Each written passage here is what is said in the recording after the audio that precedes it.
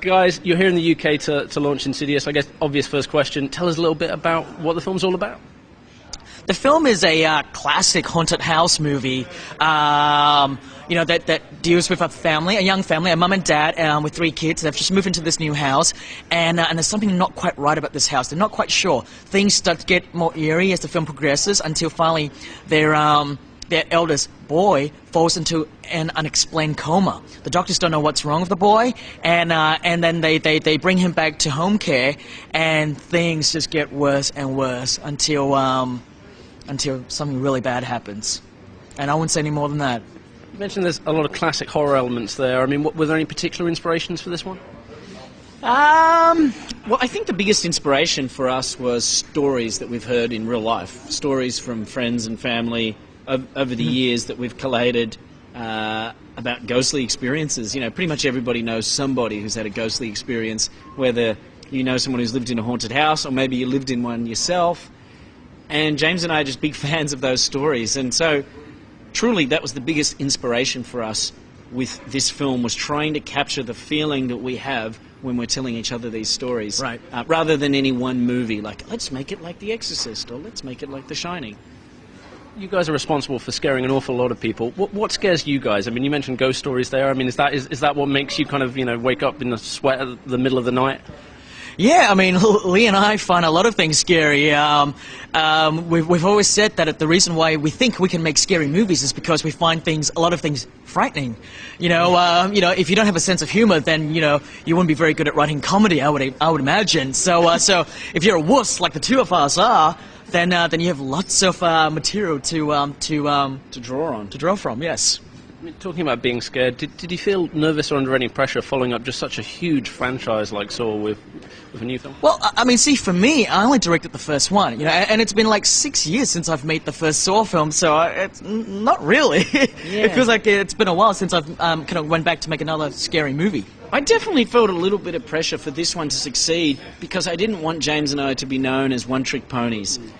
As much as I love the Saw films, and I do, I didn't want that to be our epitaph. I wanted us to have a couple of other films under our belt. That's what you want as a filmmaker, is longevity, and I was really hoping that this film would distinguish us, and I guess it's too early to tell whether it has or not, but people are starting to talk about the film a lot. Bless you. Excuse me. You're so good looking. Remember that? From Seinfeld? Yeah. And it's starting to feel like we are becoming known for Insidious and not just Saw. Yeah, I think people are really reacting to it. I mean, the movie just came out in the US and a few places around the world, I think. And so, I'm starting to see tweets right now from all around the world. People have seen, commercials, the trailer for it, and we're getting really good buzz for it. So we're excited, and we're excited for it to, play to the UK crowd. It's an amazing response, like you say, from fans that have seen it so far. I mean, what is it about the horror genre that, for you, what is it you like about the horror genre? What made you want to go into it? We think it's really fun. I mean, the most fun thing about making it, making it is actually very fun, but then watching it with an audience once you've finished making the film is one of the most gratifying feeling, because, here you've worked so hard, you've put this whole film together, you've worked hard on the script, production, shooting, editing, post, and all that stuff, and finally you put it together, that's what movie, mainstream filmmaking is all about. You want to make it for an audience, and finally when an audience watches it and actually responds to it in the correct way, in the right way, that it's super gratifying. People jumping and screaming at the right spot, and people squirming in their chairs because it's too tense or suspenseful. That's good stuff. We like being the audience members screaming and jumping as much as we like watching audience members screaming and jumping. Right. So we have a real appreciation for what it's like to be an audience member for horror. Yeah, so we try to make our film, first and foremost, with ourselves as the audience first. We think that if we make the film for ourselves first, if it scares us, then there's a very good chance someone else may hopefully find it frightening too. I often wonder if we raised our brains and went and saw Insidious, whether it would scare the two of us. And I'd like to think it would. I think we're pretty scary. I mean, as big horror fans, do you have a favourite horror film, favourite horror scene? Oh, man. That's a tough one.